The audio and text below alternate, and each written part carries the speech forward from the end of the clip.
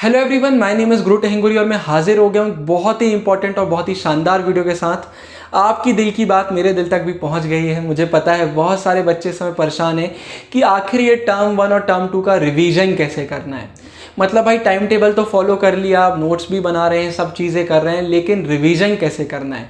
जब चैप्टर हो जाए तो उसका कॉन्फिडेंस नहीं आता है, तो भाई कॉन्फिडेंस के लिए रिवीजन करना बहुत ज़रूरी है। तो वही आज पूरा हम डिस्कस कर रहे होंगे यार, और बहुत ही प्रैक्टिकली एक वीडियो होने वाली है, तो इसको पूरा अच्छे से देखिएगा। देखिए यार, सबसे पहले ना एक बहुत इंपॉर्टेंट चीज़ आती है जो हम अक्सर मिस कर देते हैं। आपने सुना होगा हमको हर चीज़ को एक तराजू में नहीं तौलना चाहिए। यही सेम लागू होता है भाई हमारे अलग अलग सब्जेक्ट्स में और अलग अलग चैप्टर्स में। तो सबसे पहले तो इसको आप अच्छे से समझिए। कुछ सब्जेक्ट में हमें रिवीजन करना पड़ता है और कुछ में बहुत ज़्यादा प्रैक्टिस करना पड़ता है। आपको ये बहुत सेम चीज़ लग रही होगी, लेकिन ये बहुत अलग है। अगर हम बात करते हैं मैथमेटिक्स की, तो भाई हमें बहुत प्रैक्टिस करना पड़ता है, बार बार लिख कर सॉल्व करना पड़ता है, तब हमसे बन पाता है। लेकिन अगर हम बात करते हैं हिस्ट्री की, तो भाई हिस्ट्री में हमें बहुत ज़्यादा रिवीजन करना पड़ता है। मतलब एक चैप्टर को 1-2 बार पढ़ना पड़ता है, जाके हमें अच्छे से समझ में आता है। तो सबसे पहले तो ये अंतर हमको समझना है। तो भाई अगर हम उनकी बात करते हैं जिनमें हमें प्रैक्टिस करना है, तो वो तो आप डेली बेसिस पर करिए, वो आपका स्ट्रांग हो जाएगा। और हमारा आज का टॉपिक प्रैक्टिस नहीं है, हमारा है रिवीजन। तो हम यहाँ वो सब्जेक्ट की बात कर रहे हैं जिनमें हमें रिवीजन लगता है। तो भाई देखिए, रिवीजन करने के लिए ना सबसे पहले आपको ये पता होना चाहिए कि मुझे किस टाइप का रिवीजन किसी पर्टिकुलर सब्जेक्ट या पर्टिकुलर चैप्टर में करना है। हम सबसे बड़ी गलती यहीं पर करते हैं। हम दिमाग में बना लेते हैं मैं ऐसे ऐसे रिवीजन करूंगा। अब कोई भी सब्जेक्ट हो, कोई भी चैप्टर हो, हम बस वही तरीका फॉलो करने में लग जाते हैं, जो कि बिल्कुल गलत है। हमेशा हमें एक स्मार्ट वर्क करना चाहिए। तो वही आज हम पूरा डिस्कस करेंगे। सबसे पहले यार हम चैप्टर को 2 पार्ट में डिवाइड करेंगे, अलग अलग सब्जेक्ट के अलग अलग चैप्टर। पहला हमारा आता है वो चैप्टर या वो सब्जेक्ट जिसमें हमें बहुत ज़्यादा पढ़ने की ज़रूरत है, फिर से एक तगड़ा रिवीजन करने की ज़रूरत है। और दूसरी तरफ हमारे वाले चैप्टर आ जाते हैं जो कि हमसे बहुत बन रहे हैं, उनका एक छोटा सा रिवीजन हमें करने की ज़रूरत है। अब इसके तरीके को हम देखेंगे कि भाई अगर ज़्यादा रिवीजन करना है तो कैसे पढ़ना है, कम रिवीजन करना है तो कैसे पढ़ना है। तो बहुत सारे बच्चे होते हैं जिनको पता लग जाता है कि किस चैप्टर में उनको कितना रिवीजन करना है, लेकिन बहुत सारे बच्चे ऐसे भी होते हैं जिनको पता नहीं होता। तो सबसे पहले यही बात करते हैं भाई कि आखिर पहचाने कैसे कि किसी पर्टिकुलर चैप्टर में कितना रिवीजन करना है। तो इसके 3 तरीके मैं आपको बता रहा हूँ। इन 3 तरीकों में से कोई भी आप एक फॉलो कर लीजिएगा, आपको पता चल जाएगा। सबसे पहला आता है यार, कोई भी चैप्टर आपने पढ़ा, तो अगर वो टर्म 1 का है तो तुरंत MCQ के क्वेश्चन आपने देखे और उसमें देखा कि भाई मुझसे कितनों के आंसर बन रहे हैं। आप जब उसको देखेंगे, अगर आप में 10 में से आपसे 8-9 क्वेश्चन के आंसर बन रहे हैं, मतलब भाई वो चैप्टर आपसे आ रहा है। अगर हम टर्म 2 की बात करते हैं जो रिटर्न होने वाला है, तो उसके लिए सिंपल क्या करेंगे, आप इंपॉर्टेंट क्वेश्चन आंसर देख रहे होंगे कि भाई अगर मैंने 5 इंपॉर्टेंट क्वेश्चन देखे तो एटलीस्ट 4 मुझसे बन रहे हैं। अगर आपका भी यही जाता है कि भाई आपको 10 में से 8-9 बन रहे हैं, मतलब वो चैप्टर आपसे बन रहा है, उसमें बस छोटा सा रिवीजन करने की ज़रूरत है। लेकिन अगर ऐसा होता है कि बहुत सारे MCQ, बहुत सारे क्वेश्चन नहीं बन रहे हैं, मतलब इस चैप्टर का एक तगड़ा रिवीजन हमें करना पड़ेगा। तो आप सिंपल हमारा डिस्कॉर्ड सर्वर ज्वाइन कर सकते हैं। वहाँ पूरे PDF हमने डाले हैं MCQ के, वहाँ पर आपको पूरे क्वेश्चन मिल जाएंगे। तो वो क्वेश्चन आप पढ़ सकते हैं, आप वेबसाइट्स में जा सकते हैं, यूट्यूब वीडियोस देख सकते हैं, जो आपको करना हो, लेकिन सिर्फ क्वेश्चन आपको देखना है, आंसर मत पढ़िएगा। आंसर पढ़ लेंगे तो हमें पता ही नहीं चलेगा भाई कि हमसे कितना बन रहा था। तो क्वेश्चन पढ़िए और खुद से आंसर करने का ट्राई कीजिए और उसके बाद फिर आंसर चेक करिए। तो पहला तरीका हमारा यह आता है भाई कि हमें सिंपल क्या करना है, हमें MCQs की वीडियो, इंपॉर्टेंट क्वेश्चन की वीडियो या वेबसाइट में जाकर देखना है। इसके बाद दूसरा हमारा एक इंपॉर्टेंट तरीका आता है, कोई भी ऐसी वेबसाइट जहां पर बहुत अच्छी समरी दी हुई है, या फिर हमारी NCERT या रिफ्रेशर के हमारे टॉपिक्स, उन्हें आपको एक बार देखना है। या तो आप समरी पढ़ लीजिए, जल्दी से, छोटी सी रहती है। अगर आपको समरी 90% पहले से याद थी कि यार ये समरी तो मैं देख रहा हूँ पर मुझे सब पहले से याद है, मैं अच्छी समरी की बात कर रहा हूँ, ऐसी वेबसाइट पे मत जाइएगा जहाँ पर 4-5 पैराग्राफ ही दे दिए। एटलीस्ट पूरे टॉपिक अच्छे से वहाँ पर कवर होना चाहिए।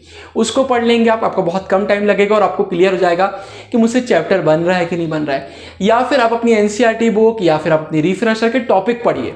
आपने टॉपिक का नाम पढ़ा, मन में सोचिए कि इस टॉपिक के अंदर क्या दिया हुआ था। अगर आपसे बन रहा है तो ठीक, नहीं बन रहा है तो मतलब इसमें एक हमें रिवीजन की ज़रूरत है। तो जब आप टॉपिक कर रहे होंगे, अगर आपसे 80-90% टॉपिक बन रहे हैं, मतलब भाई आपका बहुत अच्छे से हो गया है। लेकिन अगर ऐसा हो रहा है कि भाई बन ही नहीं रहे बहुत सारे टॉपिक, मतलब हमें एक अच्छे खासे रिवीजन की ज़रूरत है। फिर इसके बाद तीसरा एक और तरीका जिससे आप जान सकते हैं कि भाई कौन से चैप्टर में कितने रिवीजन की जरूरत है, वो है अगर आप नोट्स बना रहे हैं। आई बटन में नोट्स वाली वीडियो डाल दूंगा, वो बहुत इंपॉर्टेंट वीडियो है। नोट्स बनाना जरूरी है अगर आप रिवीजन करना चाहते हैं। हम हमेशा गलती क्या करते हैं, इधर उधर से नोट्स ढूंढने की कोशिश करते हैं, लेकिन अगर हम नोट्स खुद से बनाते हैं यार तो उसका एक अलग ही प्रॉफिट होता है। मैं ये नहीं बोलता कि बाहर से नोट्स आपको प्रॉफिट नहीं देंगे, लेकिन अगर आप खुद बना रहे हैं तो प्रॉफिट सीधा डबल हो जाता है। वो इसलिए होता है क्योंकि आप अपने तरीके से बना रहे होते हैं। और हमेशा याद रखिए, जब आप नोट्स बना रहे हो ना तो उसमें सब लिखिए। हम जब पढ़ते हैं ना तो हमें आइडिया लगता है यार ये टॉपिक मुझसे नहीं बन रहा है, अभी इसमें मुझे डाउट है, ये टॉपिक मेरा अच्छे से हो गया है। पूरा अपने नोट्स वाली कॉपी में लिखते जाइए। तो जब आप अपनी नोट्स वाली कॉपी खोलेंगे तो भाई चैप्टर को पढ़े ही भले आपको 1-2 महीने हो चुका होगा, हफ्ते हो चुके होंगे, लेकिन आपको नोट्स में सब याद आ जाएगा कि अच्छा हाँ ये टॉपिक मुझे पढ़ना था, इसमें मुझे डाउट था, क्योंकि दिमाग से तो वो बात कब की निकल गई होगी। तो नोट्स आप देख सकते हैं, नोट्स पढ़िए। अगर आपको पूरे नोट्स समझ में आ रहे हैं, अगर आपने अच्छे बनाए तो ही मैं बात कर रहा हूँ, तो फिर आपको भाई एक शॉर्ट रिवीजन करना है। लेकिन अगर आपको नोट्स आप भूल चुके हैं तो अब एक तगड़ा रिवीजन हमें करना है। तो ये आपको प्रोसेस करना है टर्म 1 और टर्म 2 के लिए। अगर आप इतना करते हैं तो आपको आइडिया लग जाएगा कि भाई मुझे किस चैप्टर में किस लेवल का रिवीजन करना है। अब सबसे पहले बात कर लेते हैं भाई उन चैप्टर की जहां पर हमें ऐसा लग रहा है कि बहुत कम रिवीजन करना है, ज़्यादा रिवीजन करने की ज़रूरत नहीं है। तो भाई सबसे पहले देखिए कि आपका पेपर पैटर्न क्या है। टर्म 1 जैसे MCQ बेस्ड है, टर्म 2 हमारा रिटन होने वाला है। ऐसे आप किसी भी बोर्ड से हो, पहले ये देखिए कि भाई आपका पेपर पैटर्न क्या है। अगर वो MCQ पैटर्न में होने वाला है तो आपको सिंपल काम क्या करना है, अगर हमें शॉर्ट रिवीजन करना है, आप हमारी MCQ वाली वीडियो देख लीजिए। आप नेट पर जाइए, वहाँ पर वीडियो देख लीजिए, वहाँ पर आप क्वेश्चन पढ़ लीजिए जैसा आपको देखने को मिलता है। इस हिसाब से आप सिर्फ MCQ पढ़ रहे होंगे, आपका पूरा प्रिपरेशन हो जाएगा। MCQ अच्छे होना चाहिए। मैंने आपको पहले बहुत वीडियो में बताया है कि हमेशा सिलेक्शन हमारा अच्छा होना चाहिए। तो अच्छे जंग को पकड़िए और उस हिसाब से आपका रिवीजन करिए, एकदम शॉर्ट में आपका हो जाएगा। इसके बाद अगर आपका रिटन पेपर है, अगर आपका रिटन है तो आप इंपॉर्टेंट क्वेश्चन पढ़ रहे होंगे, अच्छे से इंपॉर्टेंट क्वेश्चन पढ़िए। हमने चैनल में पूरे डाले हुए हैं, आपका उससे पूरा हो जाएगा। एक चीज़ क्लियर कर देता हूँ, ये कोई प्रमोशन नहीं है। हम हमारे चैनल पर जितने भी इंपॉर्टेंट क्वेश्चन, इंपॉर्टेंट MCQ डालते हैं वो हम खुद बना रहे होते हैं और पूरी NCERT कवर करते हैं, कुछ भी नहीं छूटता है। मतलब अगर वो आपसे बनने लगे और आपके NCERT का एक्सप्लेनेशन आप देख चुके हैं या आप एकदम शॉर्ट रिवीजन कर रहे हैं, आपका चैप्टर पहले से हो चुका है, आपके मार्क्स नहीं कटेंगे। तो भाई ये शॉर्ट रिवीजन का हमारा तरीका आता है। मतलब शॉर्ट रिवीजन में हमें क्या करना है, सिंपल से क्वेश्चन आंसर MCQ पढ़ लेना है। तो ये आप कर सकते हैं। और एक और चीज़ आप ये कर सकते हैं कि आपने अपनी बुक खोली या वीडियो खोली और जल्दी से टॉपिक पढ़ लिए, और जिस भी टॉपिक में डाउट आ रहा है सिर्फ उतने टॉपिक की वीडियो हमने देख ली। हमारा टाइम हमें वेस्ट नहीं करना है। क्या होता है, कई बार हमसे चैप्टर पूरा बन रहा होता है लेकिन अंदर से हम कॉन्फिडेंस नहीं ला पाते हैं कि मुझसे बन रहा है, तो उस चक्कर में हम फिर से पूरा पढ़ लेते हैं। और जब हम पूरा 1 घंटा लगा देते हैं, 2 घंटा लगा देते हैं, जब हमें समझ में आता है यार ये तो मुझसे पहले से बन रहा था, तो ये गलती हमें नहीं करना है। तो ये हमारा आता है भाई हमें शॉर्ट रिवीजन कैसे करना है। अब इसके बाद एक और इंपॉर्टेंट टॉपिक कि भाई अगर हमसे चैप्टर नहीं बन रहा है तो अब कैसे रिवीजन करना है। तो देखिए, अगर ऐसा हो रहा है भाई कि नहीं बन रहा है, मुझसे 80-90% आंसर नहीं बन रहा है, मैं तो 40-50 में अटक गया हूँ, मतलब भाई अब आपको अच्छे से पढ़ने की फिर से ज़रूरत है। रिस्क मत लीजिएगा, बोर्ड एग्जाम में आपको NCERT बहुत ज़रूरी होती है। तो सिंपल काम क्या करना है, घबराना नहीं है, फिर से आपको एक्सप्लेनेशन वाली वीडियो देख लेना है या NCERT से पढ़ लेना है जो आपको अच्छा लगता है, और जस्ट इसके बाद रुकना नहीं है। ऐसा नहीं है कि हमने बस वीडियो देख लिया, NCERT पढ़ ली, हमारा हो गया। अब आपने पढ़ लिया है, आप जल्दी से MCQ वाली वीडियो, क्वेश्चन आंसर वाली वीडियो या फिर नेट से देखेंगे। इससे क्या होगा, हमने चैप्टर भी कर लिया, हमने इंपॉर्टेंट क्वेश्चन भी कर लिए, अब हम नहीं भूल सकते, क्योंकि भाई हमारी ये दूसरी रीडिंग थी। भाई ऑब्वियस सी बात है, हम रिवीजन करने आ रहे हैं, मतलब एक बार हम पहले पढ़ चुके हैं, हमने 2 बार पढ़ लिया है, हमने MCQ भी देख लिए हैं, क्वेश्चन आंसर भी देख लिए हैं, मतलब अब हमें प्रॉब्लम नहीं होने वाली है। सबसे पहले अपना पेपर पैटर्न निकालिए कि मुझे MCQ की तैयारी करना है कि क्वेश्चन आंसर करना है, और उस हिसाब से आप वो पढ़ेंगे। तो मतलब इसका स्टेप सिंपल क्या होगा, चैप्टर पूरा फिर से हम करेंगे और उसके बाद इंपॉर्टेंट क्वेश्चन करेंगे। ये आपको करना पड़ेगा अगर आपको चैप्टर में प्रॉब्लम हो रही है। तो भाई ये सिंपल से तरीके आ जाते हैं। और याद रखिएगा, जब आप पढ़ रहे हैं तो नोट्स खुद से बनाइए, अच्छे नोट्स बनाइए।